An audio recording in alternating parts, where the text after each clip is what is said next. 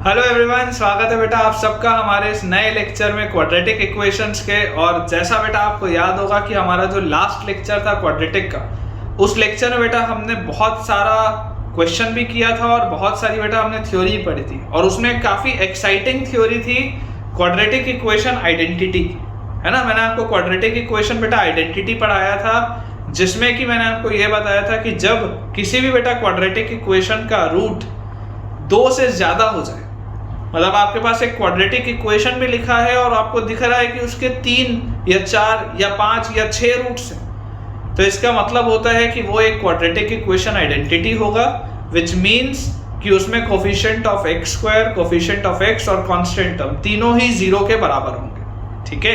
और वैसे वाले में बेटा मैंने आपको ये भी चीज़ बताई थी कि क्वाड्रेटिक इक्वेशन आइडेंटिटी में अगर आपको ये बोला जा रहा है कि एक क्वाड्रेटिक इक्वेशन के 3 रूट है, देन इट मीन्स कि उसके इनफाइनाइट रूट्स, क्योंकि अगर 3 रूट्स हैं तो 4 भी होंगे, 5 भी होंगे, 6 भी होंगे एंड इनफाइनाइट उसके बेटा रूट्स होंगे, क्योंकि that equation will be as good as 0 into x square plus 0 into x plus 0, ठीक है ना। तो ये वाली बेटा हमने चीजें पढ़ ली थी। आज का बेटा जो लेक्चर रहेगा that will be purely based on your question practice. आज हमें सिर्फ और सिर्फ बेटा सवालों की प्रैक्टिस करनी है। बहुत सारे आज क्वेश्चंस हैं और बहुत मजा आने वाला है बेटा, क्योंकि आपके बहुत सारे आज कंसेप्ट्स अच्छे से क्लियर भी होंगे। तो हमारे पास जो बेटा फर्स्ट सवाल है आज का, that is let gx be a quadratic polynomial, let gx be a quadratic polynomial। ध्यान से देखिएगा बेटा, and a, b, c be distinct real numbers, let a, b and a, b, c be distinct real numbers, ठीक है। such that अब देखिएगा बेटा, मैं आपके लिए 3 इक्वेशन लिख रहा हूं। 2a square multiplied by g of 0 plus 3a multiplied by g of 1 plus g of 2 is equal to 4a plus 4a square, 2b square multiplied by g of 0 plus 3b multiplied by g of 1 plus g2 is equal to 4b plus 4b square, और last में बेटा 2c square multiplied by g of 0 plus 3c multiplied by g of 1 plus g of 2 is equal to 4c plus 4c square. Question है बेटा find gx, है ना। सवाल ही इतना बड़ा है कि आधा तो बोर्ड ही इसमें भर गया, लेकिन सवाल बेटा हमको बोला जा रहा है कि आप gx फाइंड करिए। काफी ब्यूटीफुल क्वेश्चन है, बहुत ही बढ़िया ये सवाल है। और इसमें आपको बेटा देखो क्वाड्रेटिक इक्वेशन आइडेंटिटी लगानी पड़ेगी, पर कैसे लगाएंगे मैं आपको सिखाता हूं। आप बेटा देखिए ये तीन बेटा मेरे पास इक्वेशंस लिखे हुए हैं। ये तीनों इक्वेशंस काफी सिमिलर है। ये तीनों इक्वेशंस बेटा बहुत सिमिलर है, और इसमें सिमिलैरिटी क्या है कि सिर्फ ए, बी और सी बदल रहे हैं, बाकी सब वही है।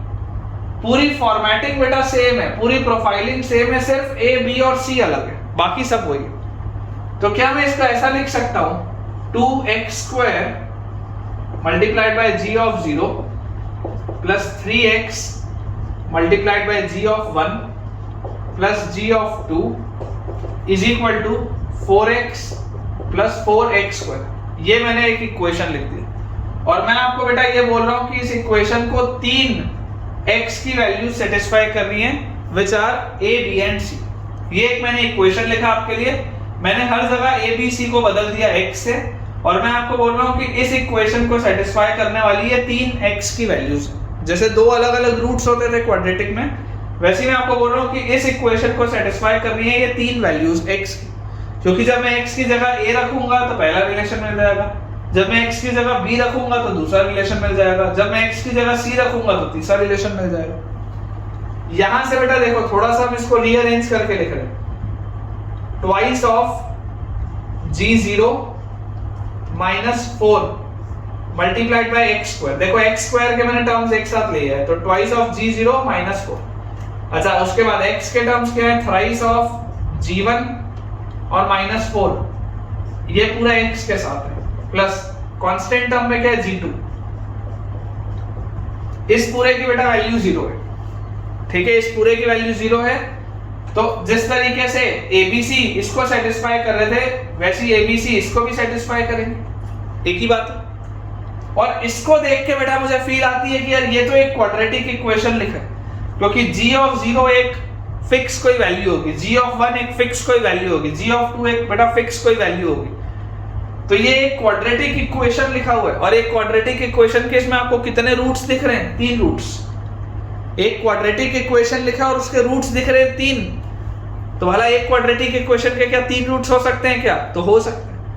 लेकिन अगर इस क्वाड्रेटिक इक्वेशन के बेटा 3 रूट्स होंगे, इसका मतलब होगा कि x स्क्वायर का कोफिशिएंट 0 होगा, x का कोफिशिएंट भी 0 होगा, और कांस्टेंट टर्म भी 0 होगा। दिस मींस g ऑफ 0 की वैल्यू बेटा सॉल्व करके 2 आ जाएगी यहां से, क्योंकि 2g0 की वैल्यू 4 आएगी, तो g0 की वैल्यू बेटा 2 आएगी। g1 की वैल्यू बेटा आ जाएगी 4/3, और g2 की वैल्यू बेटा आ जाएगी 0।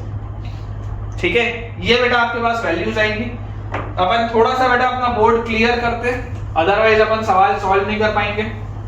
तो ये जो इक्वेशन है बेटा, इसको मैं मिटा देता हूं, क्योंकि इस इक्वेशन का अब अपने को यूज नहीं आएगा। ठीक है, हमें बेटा देखो क्या दिया गया, हमें बोला जा रहा है gx एक क्वाड्रेटिक पॉलिनोमियल है। हमें ये बोला जा रहा है that gx is a quadratic polynomial. Imagine करिए अगर मैं बोल दूं कि gx को मान लो px square plus qx plus r।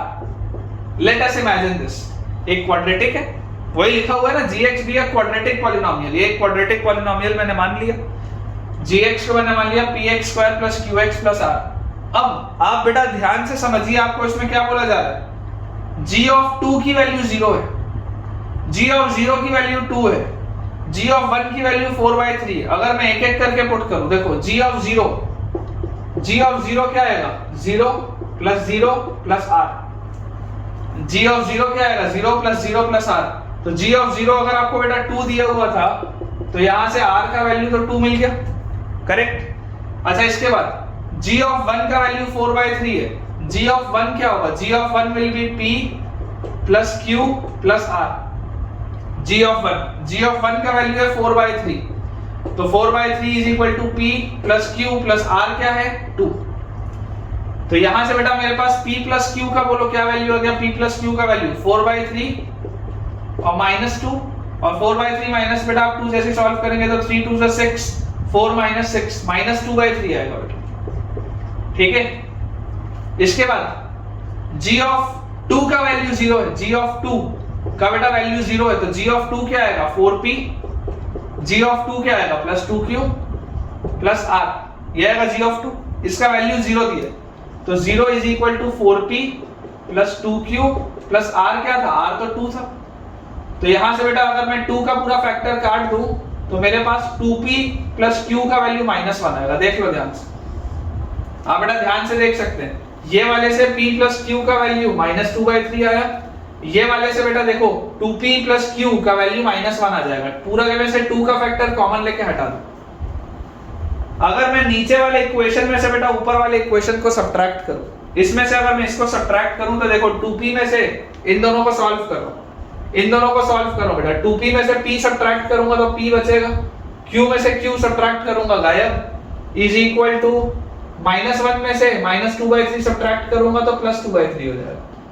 तो p का वैल्यू बेटा आ गया -1/3। देख लो, सॉल्व आप करोगे p का वैल्यू आ जाएगा -1/3। ठीक है, और जैसे ही बेटा p का वैल्यू -1/3 आया, तो ये अगर -1/3 है तो बच्चों q भी बोलो क्या होगा, q भी -1/3 हो, q भी -1/3 आ जाएगा। देख लो, जैसे आप p का वैल्यू -1/3 रखेंगे तो q भी अपने आप -1/3 आ जाएगा। तो ओवरऑल बेटा ये जो आपने gx माना है px square plus qx plus r, ये gx आपको जो निकालना था बेटा, निकालना क्या था, ये gx ही तो निकालना था ना, ये क्वाड्रेटिक पॉलिनोमियल। तो ये क्या आ रहा है, px स्क्वायर मतलब -1/3 x स्क्वायर प्लस qx मतलब -1/3x qx प्लस r क्या है बेटा, r की वैल्यू देखो क्या है, 2 आई थी। तो ये बेटा आपका वो क्वाड्रेटिक पॉलिनोमियल है। This is your quadratic polynomial, -1/3x² -1/3x + 2, ठीक है ना, -1/3x² -1/3x + 2, ये आपका बेटा वो क्वाड्रेटिक पॉलिनोमियल है। और बहुत ही बेटा ये बढ़िया सवाल था, बहुत ही अच्छा सवाल था, क्योंकि इसमें आपने क्वाड्रेटिक इक्वेशन आइडेंटिटी को किस तरीके से अप्लाई किया जाता है आपने वो बेटा इसमें सीखा है। तो बेटा अपन अपना बोर्ड क्लियर कर लेते हैं बहुत जल्दी से, क्योंकि आज बहुत सारे हमको सवालों की प्रैक्टिस करनी है। बहुत मजा आने वाला है बेटा, आज बहुत फन होने वाला है आज के लेक्चर में, क्योंकि मैं गारंटी के साथ बोल सकता हूं कि आपका बेटा कॉन्फिडेंस लेवल क्वाड्रेटिक में इंक्रीज हो जाएगा। आज के लेक्चर के बाद क्वाड्रेटिक में बेटा आपका कॉन्फिडेंस लेवल इंक्रीज हो जाएगा और अपन आराम से पढ़ेंगे बेटा, कोई दिक्कत की बात नहीं है। जहां पर भी आपको डाउट आए आप कमेंट से पूछ सकते हैं, अपन धीरे धीरे बेटा पढ़ेंगे, आराम से पढ़ेंगे, कोई गड़बड़ी नहीं।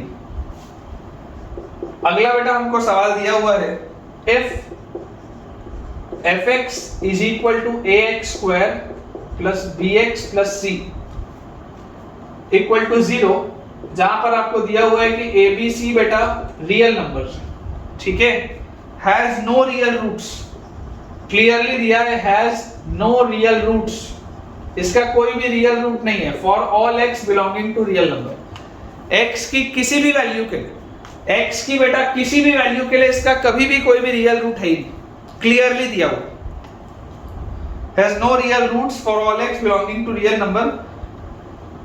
आपको बेटा पूछा जा रहा है ट्रू या फॉल्स, ट्रू या फॉल्स बेटा आपको पूछा जा रहा है। पहला आपके पास है बेटा जो चीज पूछी जा रही है, c multiplied by a plus b plus c is greater then 0, ये ट्रू है या फॉल्स है आपको बताना है। दूसरा बेटा आपसे पूछा जा रहा है f of x1 multiplied by f of x2 multiplied by f of x3 से लेकर f ऑफ x 2022, जो भी 2022 वाला साल चल रहा है, f x ऑफ 2022, ये भी ग्रेटर देन 0 है। हमसे बेटा ये पूछा जा रहा है कि इज दिस ट्रू और इज दिस फॉल्स, दोनों स्टेटमेंट्स के बारे में आपको बताना है। अब बेटा ध्यान से इस बात को समझिए कि अगर ABC रियल नंबर्स हैं, ये एक क्वाड्रेटिक इक्वेशन दिया है और आपको बोला जा रहा है कि इसका कोई भी रियल रूट नहीं है, it has no real root. तो नो रियल रूट मतलब क्या होता है, डिस्क्रिमिनेंट 0 से छोटा। अगर बेटा इसका कोई रियल रूट नहीं है, इट मींस कि डिस्क्रिमिनेंट क्या होगा, 0 से छोटा होगा। अगर बेटा इसका डिस्क्रिमिनेंट 0 से छोटा होगा तो अपना दिमाग लगाइए, थोड़ा सोचिए कि यार देखो a के बारे में मुझे नहीं दिया हुआ है, a पॉजिटिव है या a नेगेटिव है मेरे को नहीं पता, मतलब कि मेरा ग्राफ ऐसा भी हो सकता है और मेरा ग्राफ ऐसा भी हो सकता है, ये दोनों में से कुछ भी हो सकता है। अगर ये x एक्सिस में बोलता हूं तो मेरा ग्राफ x एक्सिस के ऊपर भी हो सकता है, a पॉजिटिव में, a नेगेटिव में, मेरा ग्राफ x एक्सिस के नीचे भी हो सकता है। मुझे सिर्फ एक बात पता है कि इसका d लेस देन 0 है, तो या तो ग्राफ ऐसा होगा या तो ऐसा होगा, इन दोनों में से कुछ ना कुछ मेरा ग्राफ होगा, दिस इज 100% श्योर। अब पहला बेटा स्टेटमेंट है, first statement, c into a plus B plus c into a plus B plus C. तो बेटा याद करिए पिछले लेक्चर्स में बेटा मैंने आपको ये चीज सिखाई है कि ये जो कांस्टेंट टर्म होता है, ये कांस्टेंट टर्म क्या होता है, this constant term is basically f of 0।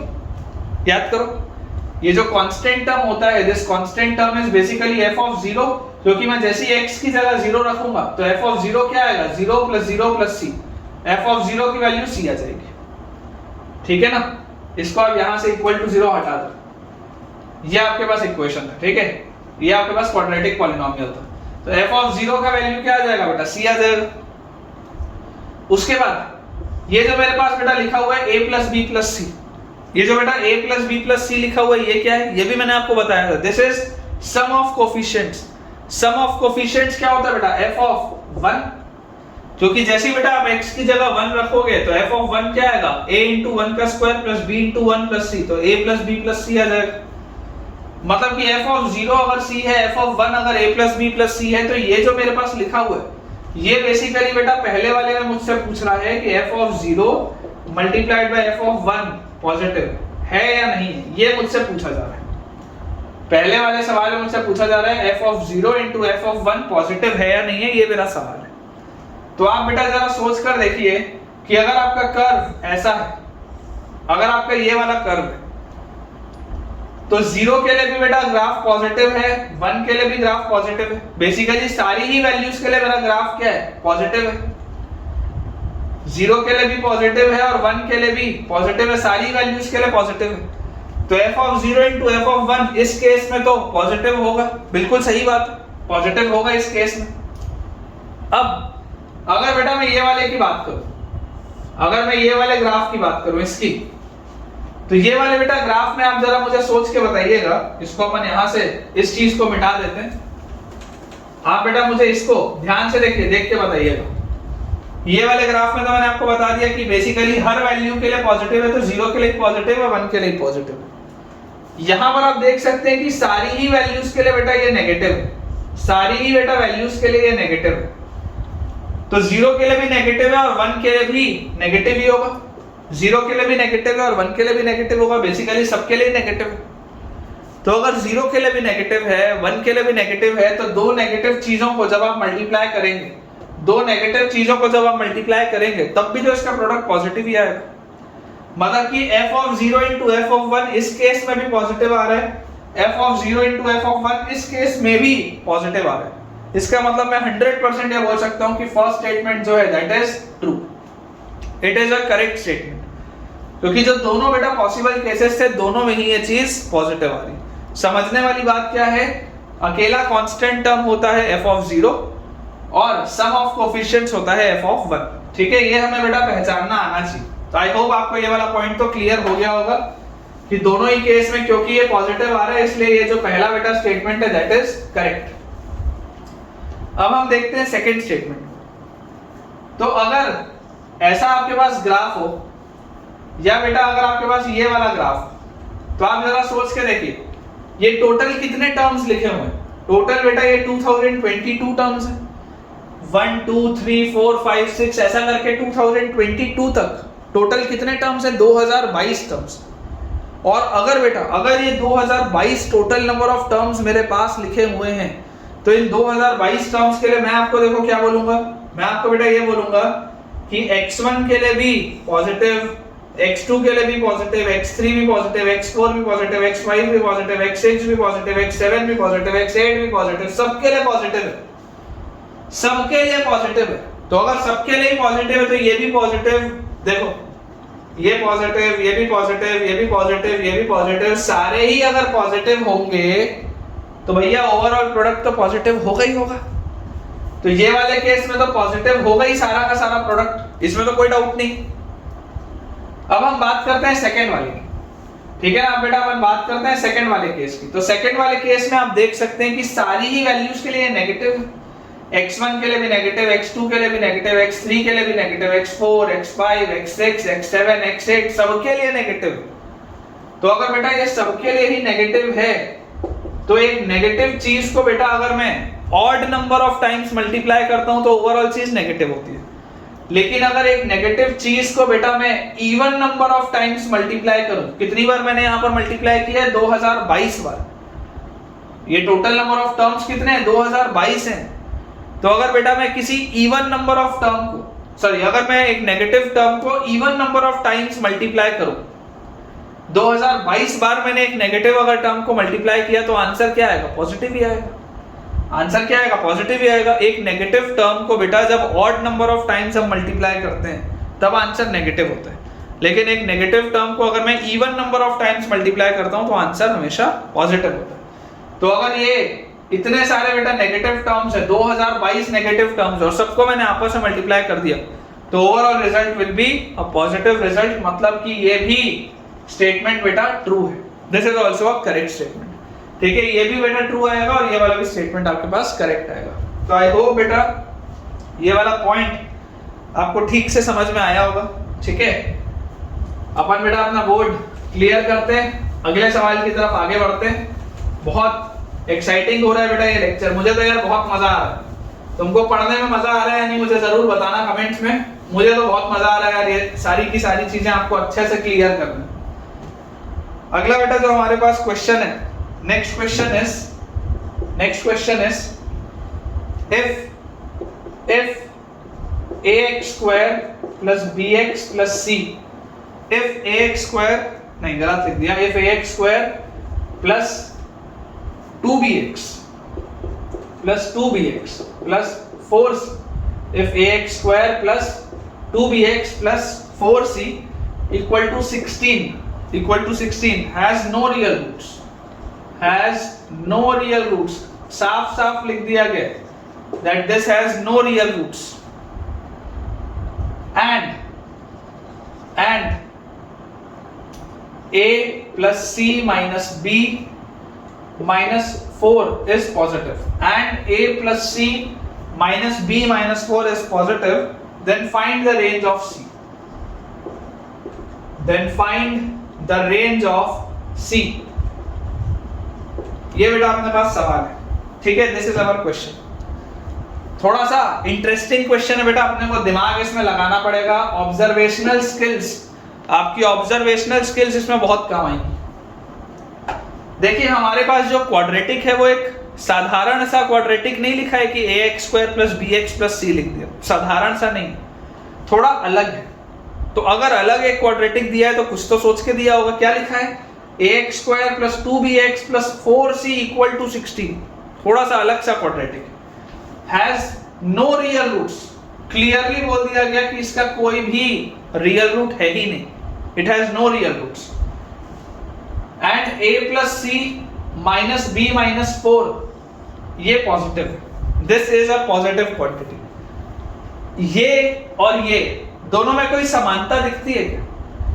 ये दोनों में बेटा कोई भी सिमिलैरिटी आपको दिख रही है क्या? क्या ऐसा मैं सोचूं कि मेरे को अच्छी सी इसमें चीज दिखे? मैं आपको बोलता हूं बेटा, आप fx एक फंक्शन मान लो, fx ax square plus 2bx plus 4c minus 16. ठीक है, आपने ये फंक्शन मान लिया fx.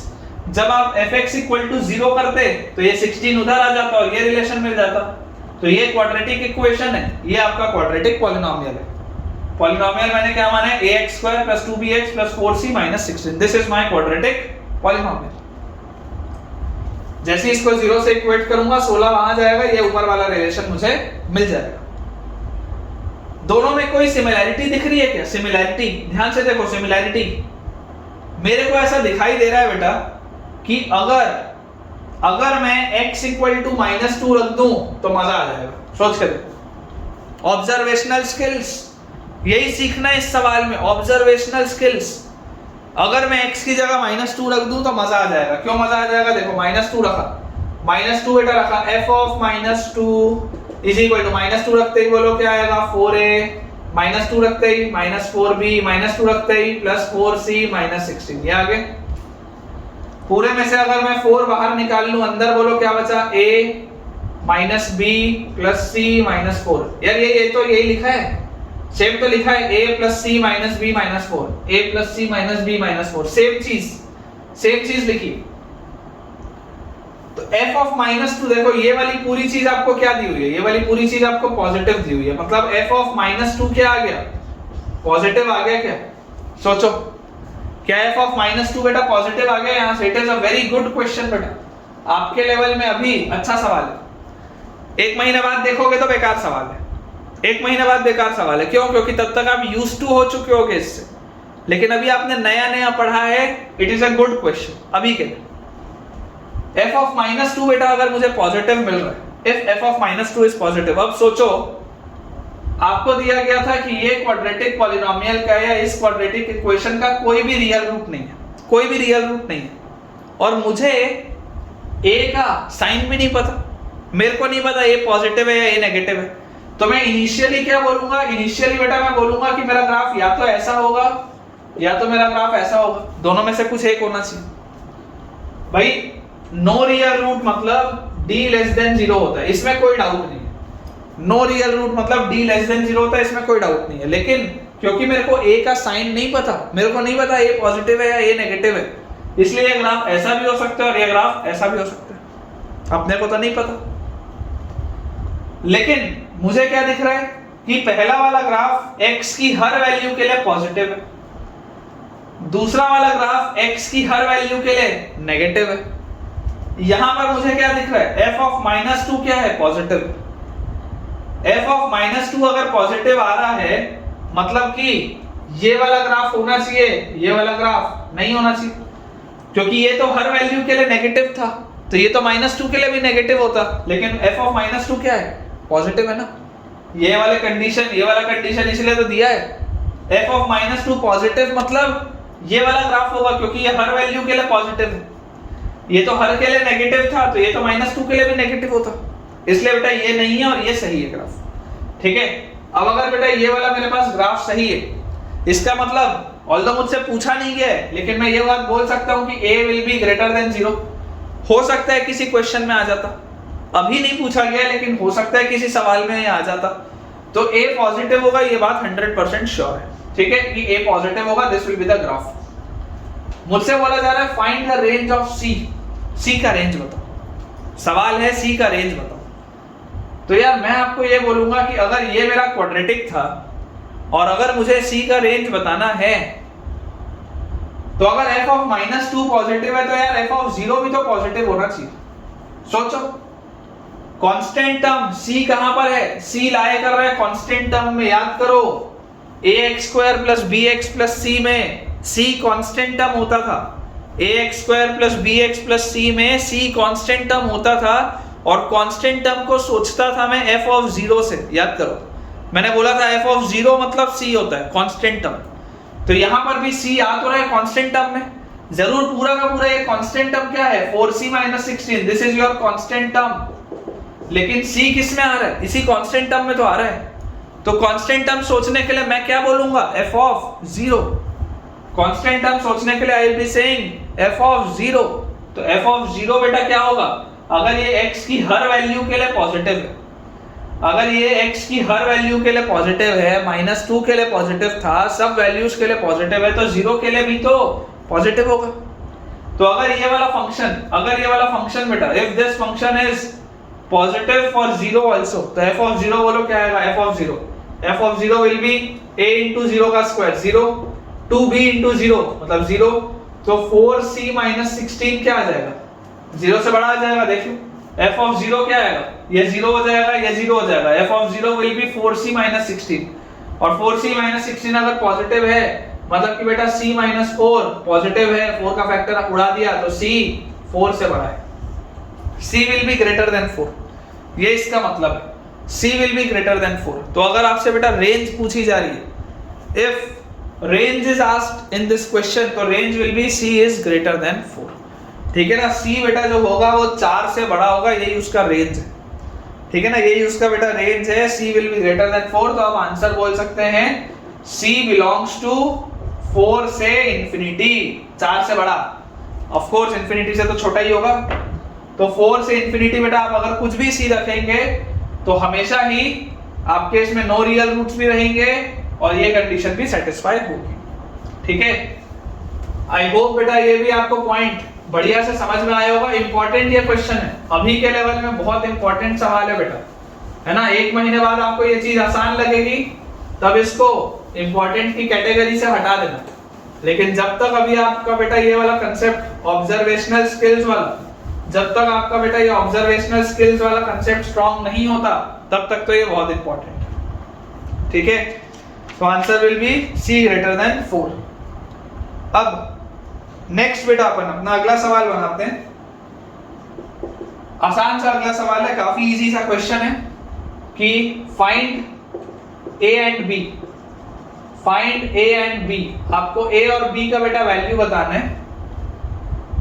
If find a and b if 4 cos square x plus 2 sin square x, 4 cos square x plus 2 sin square x plus 3 is equal to a cos 2x plus b for all x belonging to real number। ये मेरे पास बेटा सवाल है। ठीक है, आपको a और b का बच्चों वैल्यू बताना है, आपको बेटा a और b का वैल्यू बताना है। अगर ये रिलेशन सही है for all x belonging to real number, आपको जो भी x रखना है आप रख लो, ये रिलेशन सही है।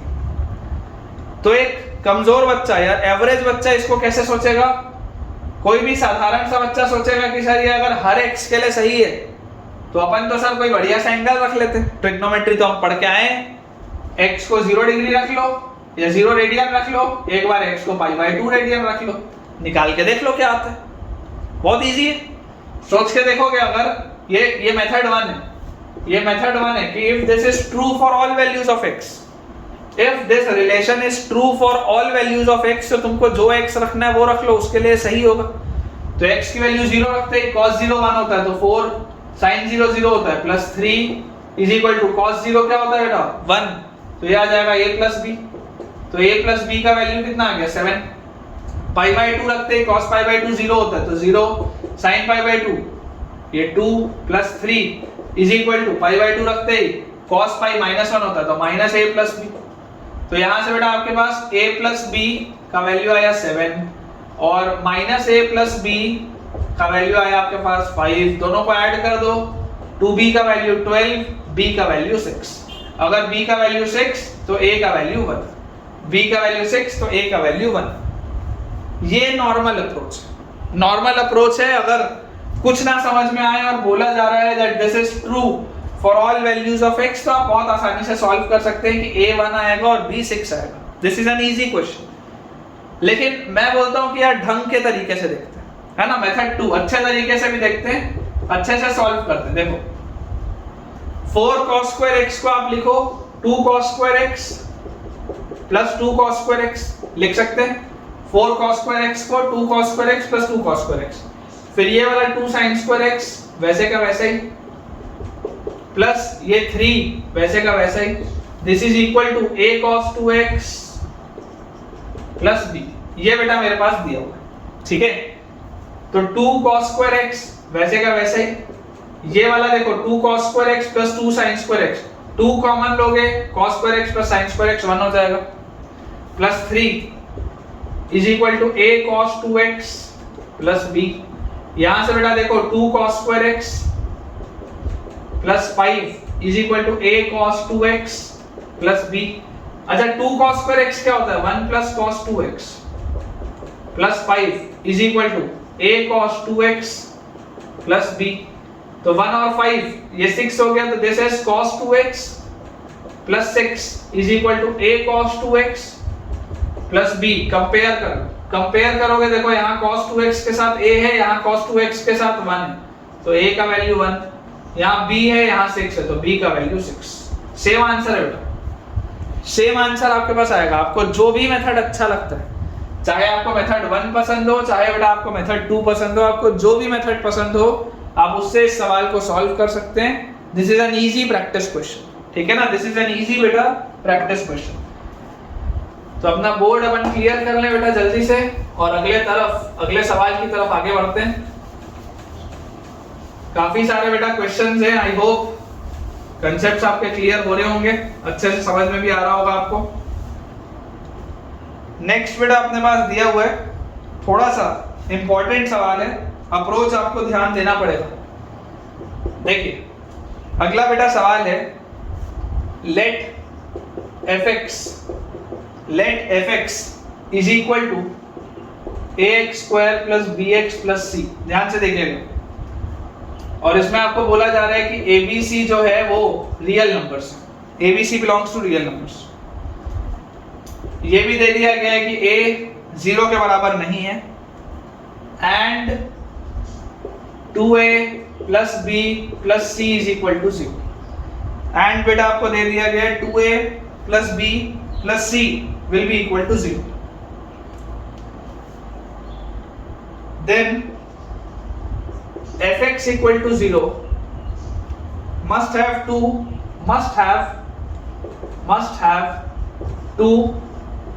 real and distinct roots. Must have two real and distinct roots. True या false है ना, ये सवाल है ट्रू या फॉल्स का। असर्शन रीजन जैसे वाले क्वेश्चन होते हैं उस तरीके का, ट्रू या फॉल्स का सवाल है। इसको बेटा मैं आपको 3 मेथड से बताऊंगा, 3 अलग अलग मेथड से। जनरली बच्चे एक मेथड भी नहीं आता इसका, मैं आपको इसके 3 मेथड बताता हूं, ठीक है। आपको देखो क्या बोला जा रहा है कि आपके पास एक क्वाड्रेटिक इक्वेशन है fx is equal to ax square plus bx plus c। जहां पर बेटा आपको बोला जा रहा है कि एबीसी जो है वो रियल नंबर्स हैं और ए जो है वो 0 के बराबर नहीं है, तो मतलब ये हमेशा क्वाड्रेटिक होगा ही। उसके साथ आपको बेटा दिया हुआ है कि 2a + b + c जो है वो 0 के इक्वल है। इसका मुझे यूज करना पड़ेगा तभी दिया है। तो आपको बोला जा रहा है कि fx = 0, ये जो क्वाड्रेटिक इक्वेशन होगा, it must have two real and distinct roots. Two real and distinct roots, तो भैया सोचो कि दो रियल और डिस्टिंक्ट रूट्स के लिए डिस्क्रिमिनेंट 0 से बड़ा होना चाहिए। सबसे पहला ख्याल तो यही आता है। दो रियल और अलग अलग रूट्स के लिए, दो रियल और अलग अलग रूट्स के लिए डिस्क्रिमिनेंट तो 0 से बड़ा होना चाहिए। तो अगर बेटा इसका डिस्क्रिमिनेंट 0 से बड़ा होना चाहिए, इसका मतलब क्या है? इसका मतलब यह है कि इसका डिस्क्रिमिनेंट, पहले तो आप देखो इसका डिस्क्रिमिनेंट क्या होगा, b² - 4ac। इसका डिस्क्रिमिनेंट आएगा b² - 4ac, और इसको भी मैं क्या लिख सकता हूं, b² - 4ac जो लिखा हुआ है। क्या मैं c को यहां से बेटा -2a - b लिख सकता हूं क्यों? भैया दिया है रिलेशन, इस्तेमाल तो करना पड़ेगा। रिलेशन दिया है, इस्तेमाल तो करना पड़ेगा। तो डिस्क्रिमिनेंट क्या हो गया, b² - 4ac की जगह मैंने लिख दिया -2a - b। तो यहां से बेटा मेरे पास आया b², इसको ओपन किया, प्लस ये आपके पास आ जाएगा 8a² और उसके बाद प्लस 4a, ये आपके पास आ गया। तो यहां से बेटा देखो इसको मैं क्या लिख रहा हूं, b² + 4a² + 4a² + 4ab। ये जो 8a² था इसको मैंने दो हिस्सों में तोड़ दिया, 4a² और 4a²। और इससे बेटा देखो ये दोनों और ये तीसरा, ये दोनों और ये तीसरा, क्या इसको मिला के मैं b + 2a का होल स्क्वायर बोल सकता हूं? सोचो, b² + 4a² + 2 × b × 2a, तो 4a, ये दोनों और इसको मिला के ये लिख सकते हैं। और उसके साथ लिखा हुआ है प्लस 4a², उसके साथ लिखा हुआ है प्लस 4a²। और मुझे ये भी दे दिया गया है कि a नॉन जीरो है। तो अगर a नॉन जीरो है तो ये पूरी की पूरी चीज क्या होगी, पॉजिटिव होगी, 100% पॉजिटिव होगी, क्योंकि दो अलग अलग परफेक्ट स्क्वायर्स हैं। बेटा दो अलग अलग परफेक्ट स्क्वायर्स तो हमेशा ही पॉजिटिव होते हैं। ये बात तो क्लियर है कि अगर ये दो अलग अलग मेरे पास परफेक्ट स्क्वायर्स दिए हुए हैं तो दो अलग अलग perfect squares are always positive, है ना। ये 0 के बराबर नहीं हो सकता। a तो नॉन जीरो है तो इसका होल स्क्वायर तो हमेशा पॉजिटिव ही होगा, ठीक है। तो क्योंकि बेटा इसका डिस्क्रिमिनेंट 0 से बड़ा आ गया, क्योंकि बेटा इसका डिस्क्रिमिनेंट 0 से बड़ा आ गया, तो ये बात तो सिद्ध हो गई कि ये ट्रू है। ये बात तो सिद्ध हो गई कि ये ट्रू है। डिस्क्रिमिनेंट 0 से बड़ा आ गया, इसका मतलब इसके दो रियल और डिस्टिंक्ट रूट्स होंगे। ये बात क्लियर है कि इसके दो रियल और डिस्टिंक्ट रूट्स होंगे। अब ये था मेथड 1। मेथड 2 भी देखते हैं। ये सबसे नॉर्मल मेथड है। ये बेटा सबसे नॉर्मल मेथड है। Method 1 is the easiest method. अब मेथड 2 थोड़ा एडवांस वाले बच्चे, जो बच्चों का दिमाग चलता है, जो ऑब्जर्वेशन अच्छा सा करते हैं, उनके लिए मैं बोलता हूं, देखो 2a + b + c = 0 लिखा। क्या इसको मैं ऐसा लिख सकता हूं क्या, a + b + c = 0। 2a को मैंने ब्रेक कर दिया a + a, तो ये आ गया a प्लस ये a + b + c, तो मैं तुमको सिखाया हूं a + b + c तो f(1) होता है। This is equal to 0। मतलब कि f(1) का वैल्यू क्या आ रहा है, f(1) का वैल्यू बेटा -a आ रहा है। इसका मतलब f(1) का वैल्यू क्या आ रहा है, -a आ रहा है।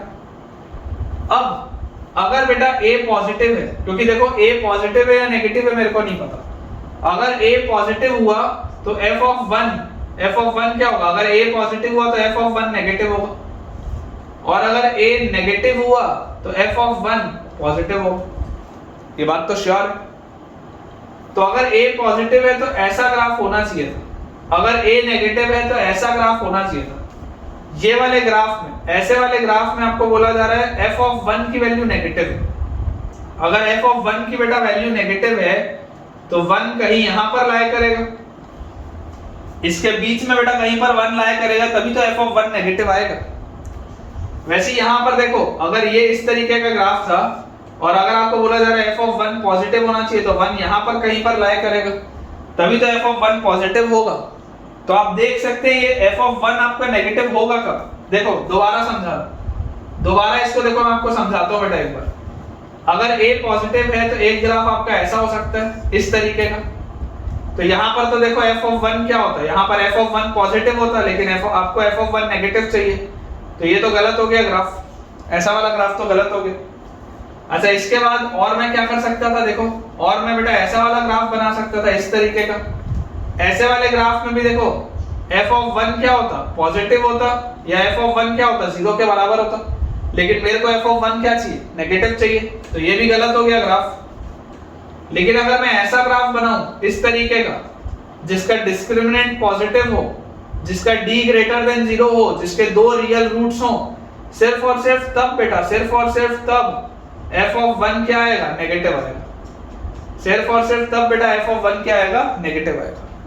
उसी तरीके से यहां पर देखो, अगर आप इस तरीके का ग्राफ बना रहे हैं बेटा, जैसे मैंने अभी आपको उसमें बताया, अगर आप इस तरीके का ग्राफ बना रहे हैं तो इसमें तो f(1) नेगेटिव होगा, लेकिन आपको इधर f(1) पॉजिटिव चाहिए, तो ये तो गलत है। अगर मान लो ऐसा होता तो इसमें भी देखो f(1) क्या है, नेगेटिव है, या f(1) क्या है, 0 है, लेकिन मेरे को तो f(1) पॉजिटिव चाहिए, ये भी गलत है। और इसके बाद बेटा अगर मैं ऐसा ग्राफ बनाता हूं तो इसमें देख लो f(1) क्या होगा, f(1) पॉजिटिव होगा, मतलब कि d ग्रेटर देन 0 होगा, सिर्फ और सिर्फ तभी f(1) आपका क्या हो सकता है, पॉजिटिव हो सकता है। तो ये वाला ग्राफ भी देखो, ये मेथड आपका 2 है बेटा।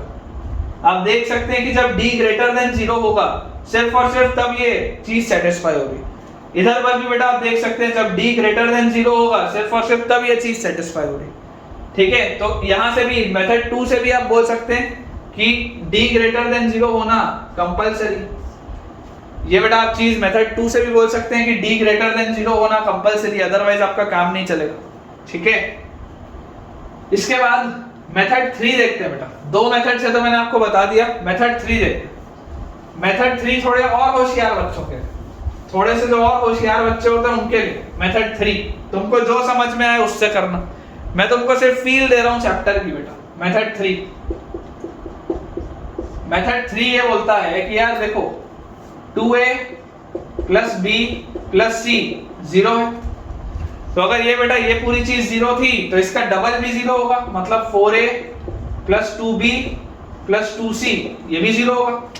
यार ये 0 था तो इसका डबल भी तो 0 होगा, सीधी सी बात। इसको क्या मैं ऐसा लिख सकता हूं क्या, 4a plus 2b plus c equal to 0, ऐसा लिख सकते हैं।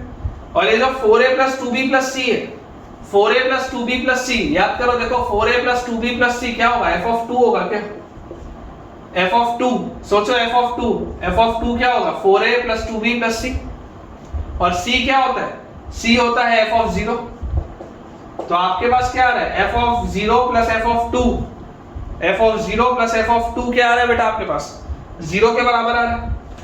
ठीक है ना, f(0) प्लस f(2) बच्चों आपके पास 0 के बराबर आ रहा है। तो इसका मतलब क्या है, देखिए अगर a पॉजिटिव होगा, सबसे पहले देख लो, अगर a पॉजिटिव होगा तो अगर आपका बेटा ग्राफ ऐसा है, अगर आपका ग्राफ ऐसा है तो 0 पर अगर आपकी वैल्यू पॉजिटिव है तो 2 पर आपकी वैल्यू नेगेटिव होनी चाहिए।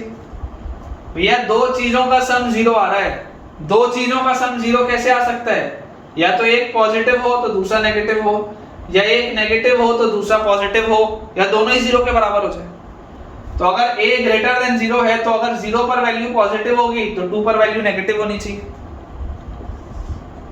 अगर 0 पर वैल्यू नेगेटिव होगी तो 2 पर वैल्यू पॉजिटिव होनी चाहिए, या तो 0 और 2 दोनों पर ही वैल्यू 0 होनी चाहिए। यही तो हो सकता है ना, अगर a पॉजिटिव होगा, अगर माउथ ओपनिंग अपवर्ड्स पैराबोला होगा, तो यही तो तीन चीजें हो सकती हैं।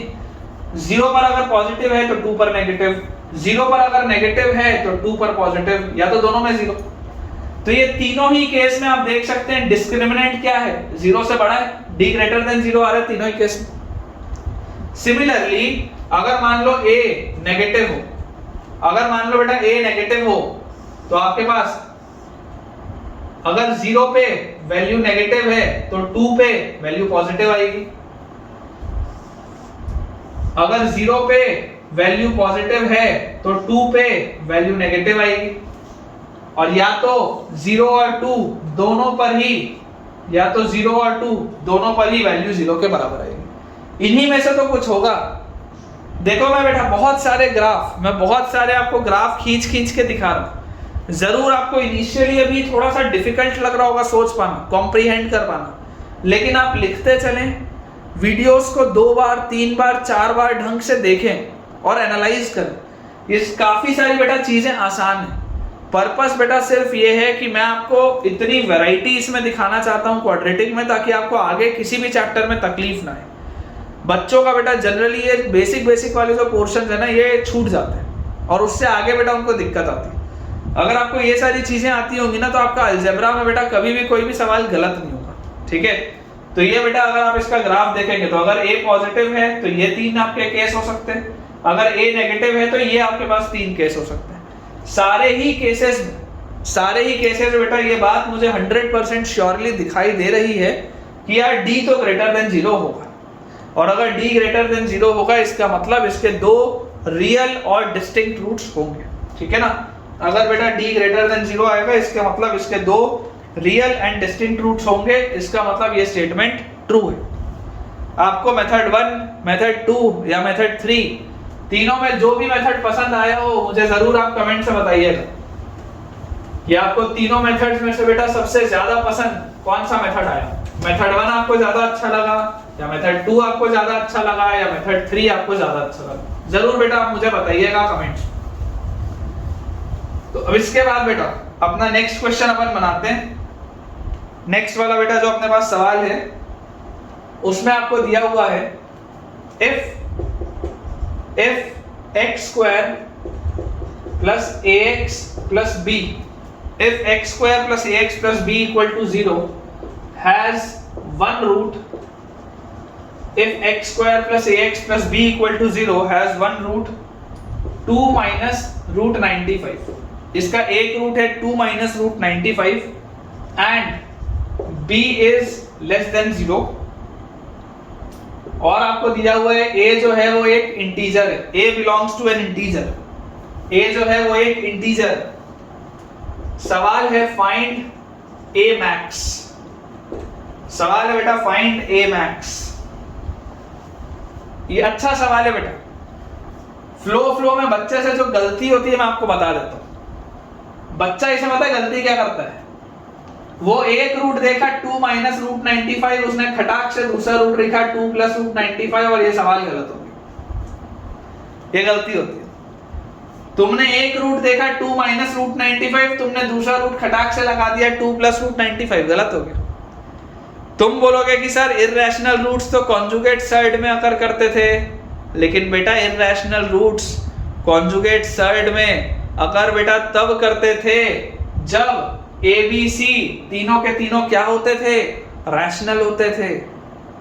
जब ए बी सी तीनों के तीनों रैशनल होते थे तब इररेशनल रूट्स कॉन्जुगेट सर्ड में आते थे। जब ए बी सी तीनों के तीनों रियल होते थे तब इमेजिनरी रूट्स कॉन्जुगेट पेयर में आते थे। समझो, ये मैंने आपको नोट पॉइंट में बेटा बताया है दूसरे या तीसरे लेक्चर में, या शायद पहले ही लेक्चर में। इस बात को आपको समझना पड़ेगा। आप डायरेक्टली ये नहीं बोल सकते, आप ये बेटा डायरेक्टली नहीं लिख सकते, ये गलत है, ठीक है ना, क्योंकि ऐसा कहीं पर भी नहीं लिखा हुआ है कि b जो है, देखो a इंटीजर है, ये बात सही है, लेकिन क्या b एक रैशनल नंबर है क्या? हो सकता है b एक इररेशनल नंबर हो, मेरे को पता है क्या? मेरे को तो नहीं पता b क्या है, हो सकता है इररेशनल नंबर हो। तो डायरेक्टली आप एक रूट देख के 2 minus root 95 और दूसरा 2 plus root 95 नहीं लिख सकते। ये सबसे इंपॉर्टेंट इसमें बेटा बात थी जो मुझे आपको समझानी थी।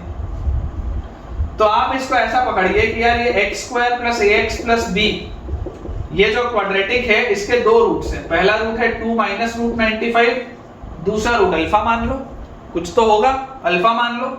अल्फा हो सकता है रैशनल हो सकता है इररेशनल हो, मेरे को नहीं पता। तो जैसे ही बेटा मैंने ये लिखा, यहां से देखो sum of roots, sum of roots क्या है, ये दोनों रूट्स का sum, this will be minus A, this will be minus A by 1 मतलब माइनस ए, ये आ गया सम ऑफ रूट्स।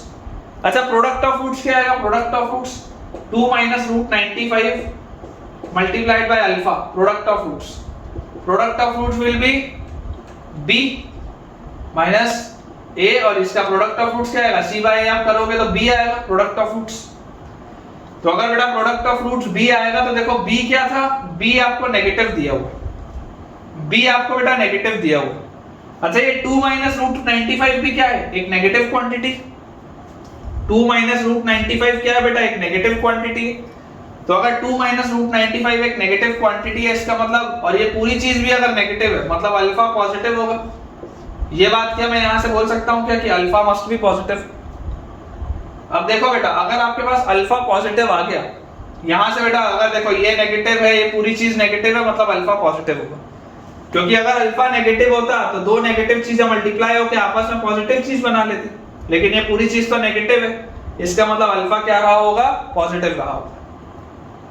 तो यहां से बेटा आप देखो, यहां से इस वाले रिलेशन से आप अल्फा क्या लिख सकते हैं, alpha is equal to minus A plus root 95 minus 2, minus A plus root 95 minus 2, और ये अल्फा क्या है, ये पूरी की पूरी चीज पॉजिटिव।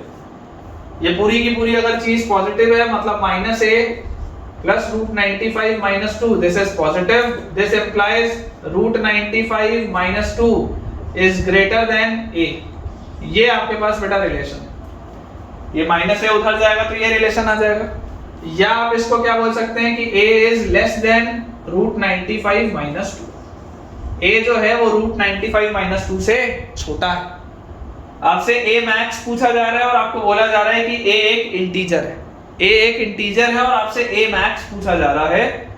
आपके पास आया a है रूट 95 माइनस 2 से छोटा। रूट 95 क्या होता है, देखो रूट 100 होता है 10, ठीक है, रूट 81 होता है 9, तो ये रूट 95 जो भी होगा ये बेटा 9 से 10 के बीच में होगा। कितना होगा मेरे को नहीं पता, लेकिन 9 से 10 के बीच में होगा। अब 9 से 10 के बीच की जो भी क्वांटिटी होगी, इसमें से तुमने 2 हटा दिया, इसमें से अगर तुमने 2 हटा दिया तो ये पूरी चीज किस में आ जाएगी बेटा, ये 9 से 10 के बीच में अगर है, इसमें से तुमने 2 हटाया तो ये पूरी चीज बेटा आ जाएगी 7 से 8 के बीच में। 7 से बड़ी होगी और 8 से छोटी होगी। a will be less than जो भी होगा बेटा, ये पूरी चीज जो भी होगी वो 7 से 8 के कुछ बीच में होगी। अंदाजे से देखो, अगर मैं रूट 95 को मान लो बेटा, मैं अंदाजे से बोलता हूँ 9.8, मेरे को नहीं पता कितना होगा, मान लो अगर मैं इसको 9.8 बोलता हूँ तो 9.8 जो होगा वो 9 और 10 के बीच में। जब मैं 9.8 में से 2 हटाऊंगा तो मेरे पास आएगा 7.8 जो भी है वो 7 और 8 के बीच में, ठीक है। मान लो अगर मैं 7.8 ही बोलता हूं तो a एक इंटीजर है तो a मैक्स क्या होगा, अगर ये 7.8 से हमेशा छोटा है तो maximum value of a will be 7, ठीक है ना, maximum value of a will be 7। आपको अगर ये इस चीज को समझने में प्रॉब्लम आ रही है, अगर आपको इस चीज को बेटा समझने में प्रॉब्लम आ रही है तो आप अप्रोक्सीमेटली लिख लीजिए, रूट 95 इज अप्रोक्सीमेटली मान लो 9.8 मान लो, तो अगर ये अप्रोक्सीमेटली 9.8 है तो इसमें से आप 2 हटाओगे तो अप्रोक्सीमेटली 7.8 से छोटा होना चाहिए, और अगर अप्रोक्सीमेटली 7.8 से छोटा होना चाहिए तो 7.8 से छोटा इंटीजर कौन सा होता है, 7 होता है, ठीक है ना। तो maximum value of a will be 7, ठीक है बेटा। आई होप समझ आ रहा होगा आपको, अच्छे से बेटा क्लियर हो रहा होगा ये, ठीक है ना। Maximum value of a will be 7। इसे अपन बेटा मिटा लेते हैं, अपना नेक्स्ट क्वेश्चन अपन नोट करते हैं। अगर बेटा पसंद आ रहा हो आपको लेक्चर तो यार जरूर मुझे कमेंट्स में आप बताना, है ना। तुम लोग के लिए इतनी यार मेहनत चल रही है ताकि तुम्हारा जेई मेंस में, जेई एडवांस में बहुत अच्छा स्कोर आए। और मैथ्स बेटा जनरली एक पेन एरिया होता है ना, मैथ्स एक जनरली बेटा पेन एरिया होता है किसी भी बच्चे का, तो तुम्हारे लिए मेहनत हो रही है, तो जरूर मुझे आप बताना अगर आपको अच्छा लग रहा है तो। नेक्स्ट बेटा हमारे पास है लेट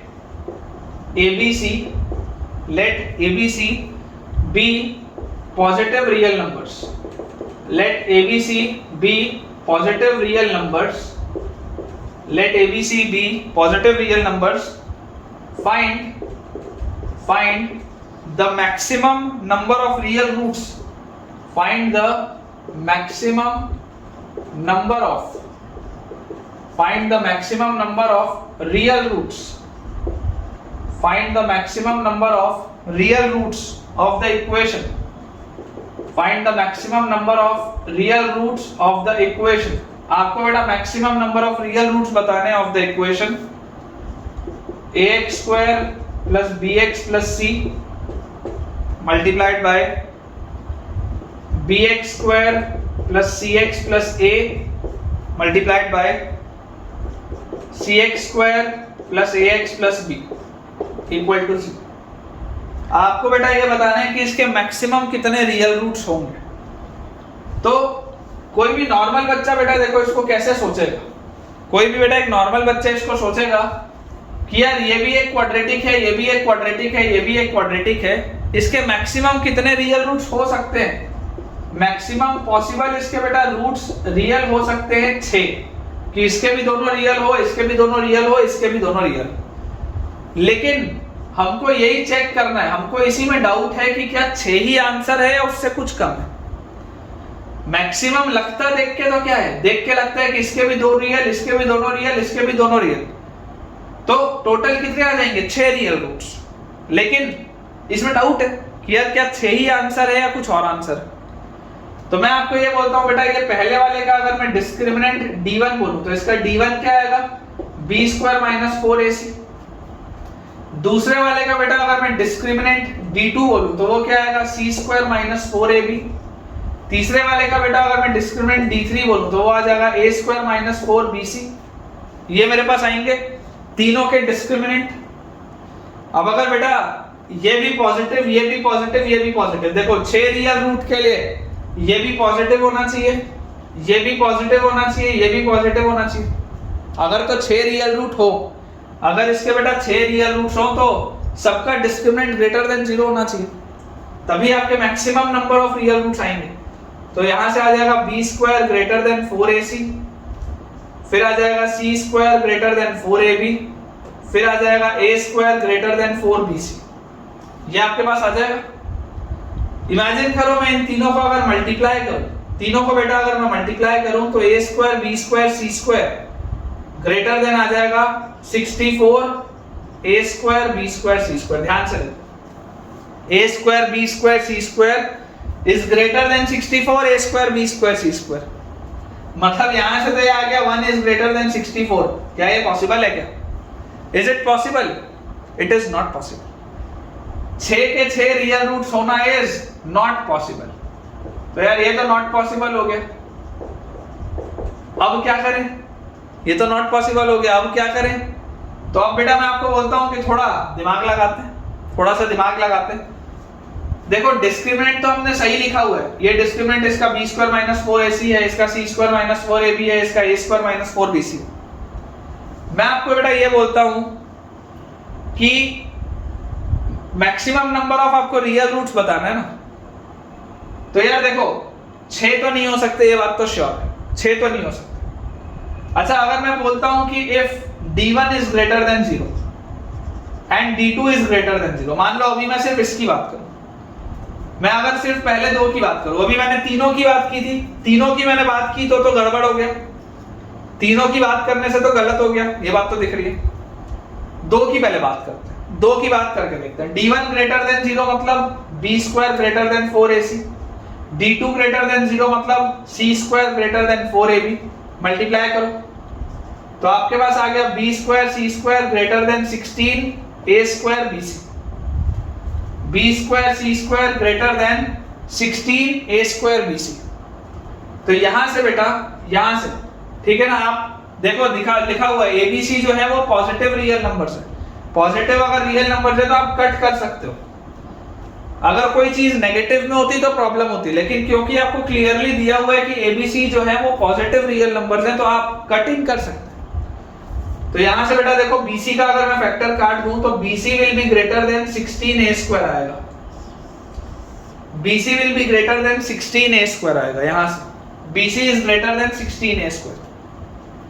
यहां पर देखो बेटा तीसरा वाला आपके पास डिस्क्रिमिनेंट क्या था, a square minus 4bc. a square minus 4bc आपके पास था. bc जो है वो 16a स्क्वायर से बड़ा है, इसका मतलब 4bc जो होगा अगर BC 16a स्क्वायर से बड़ा है तो 4BC 64a स्क्वायर से बड़ा होगा। अगर मैं देखो दोनों साइड मल्टीप्लाई किया हूं 4 से, मैंने बेटा मल्टीप्लाई किया दोनों साइड 4 से, 4BC 64a स्क्वायर से बड़ा होगा इसके हिसाब से, जब मैंने D1 पॉजिटिव माना और D2 पॉजिटिव माना। तो यहां से देखो D3 जो लिखा हुआ है, D3 मेरे पास क्या लिखा हुआ है बेटा, D3 मेरे पास लिखा हुआ है a square minus 4BC, a square minus 4BC, और ये जो 4BC है, ये 4BC तो 64a स्क्वायर से बड़ा है बेटा, ये 4BC तो 64a स्क्वायर से बड़ा है। तो सोच के देखो ये जो पूरी चीज होगी a square minus 64a square से बड़ी चीज, ये पूरी चीज तो नेगेटिव आ रही। देख लो ध्यान से, जब आपने बेटा सिर्फ 2 को ग्रेटर देन 0 माना तो देखो यहां से आपके पास आ रहा है 4BC is greater than 64a square, BC is greater than 16a square आया था, 4 से मल्टीप्लाई किया तो 4BC is greater than 64a square आ रहा है। लेकिन मैं देख रहा हूं कि तीसरे वाले का डिस्क्रिमिनेंट था a स्क्वायर माइनस 4BC, तो a स्क्वायर माइनस ये जो 4BC है ये अपने आप में 64a स्क्वायर से बड़ा है, तो ये पूरी चीज तो नेगेटिव हो गई। देख लो माइनस के साथ एक बहुत बड़ी चीज लिखी है, ये बहुत छोटा है, ये बहुत बड़ा है, तो ये पूरी चीज क्या हो गई, नेगेटिव हो गई। इसका मतलब क्या है, इसका मतलब है बेटा कि इसके मैक्सिमम पॉसिबल कितने रियल रूट्स हो सकते हैं, 4। इसके मैक्सिमम बेटा कितने पॉसिबल रियल रूट्स हो सकते हैं, 4 हो सकते हैं। आप देख लो अगर इन दोनों को पॉजिटिव लोगे तो तीसरा नेगेटिव आ जाएगा। इसका मतलब पता है क्या बेटा, इसका मतलब यह है कि अगर आप D1, D2 और D3 की बात करें तो अगर आप D1 को पॉजिटिव लेते हैं और D2 को पॉजिटिव लेते हैं तो D3 नेगेटिव हो जाएगा। अगर आप D1 को पॉजिटिव लेते हैं और D3 को पॉजिटिव लेते हैं तो D2 नेगेटिव हो जाएगा।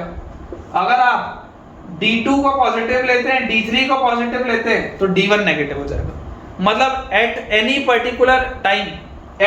पर्टिकुलर टाइम बेटा 3 जो अलग अलग आपके पास ब्रैकेट्स दिए हुए हैं, 3 में से कोई 2 ब्रैकेट्स के ही रियल रूट्स हो सकते हैं, और जैसे ही आप कोई भी 2 ब्रैकेट्स के रियल रूट करेंगे तीसरे ब्रैकेट के इमेजिनरी रूट्स हो जाएंगे, क्योंकि तीसरे वाले का फिर डिस्क्रिमिनेंट आपके पास नेगेटिव हो जाएगा। सो बेटा विद दिस हम अपने आज के लेक्चर के एंड पे पहुंच चुके हैं, और मुझे पूरी उम्मीद है कि यार आज हमने इतने सारे क्वेश्चंस की प्रैक्टिस की है तो आपका थोड़ा सा यार क्वाड्रेटिक इक्वेशन में कमांड तो इंक्रीज हुआ होगा। तो अगर आपको आज का वीडियो पसंद आया तो ज़रूर वीडियो को खूब सारे लाइक्स करिए, और एक बहुत ही बेटा बढ़िया सा अपना कमेंट भी मुझे आप करके बताइएगा कि आपका ट्रिग्नोमेट्री जो आपने अभी ऑलरेडी पढ़ लिया है मुझसे उसमें कमांड आ चुका है या नहीं, और क्वाड्रेटिक जो अभी आप मुझसे पढ़ रहे हैं उसमें आपको कैसा लग रहा है, मज़ा आ रहा है या नहीं आ रहा। तो ज़रूर बेटा आप मुझे कमेंट करके बताइएगा। जितने भी हमारे बेटा नए स्टूडेंट्स हैं जो आज इस वीडियो को फर्स्ट टाइम देख रहे हैं वो टेलीग्राम चैनल के लिंक को इमीडिएटली जाके ज्वाइन करें, ताकि आपको सारे के सारे अपडेट्स और होमवर्क समय से मिल पाए। इस वीडियो को अपने फ्रेंड्स के साथ भी शेयर करें ताकि उनकी भी पढ़ाई बहुत अच्छे से हो पाए। Thank you.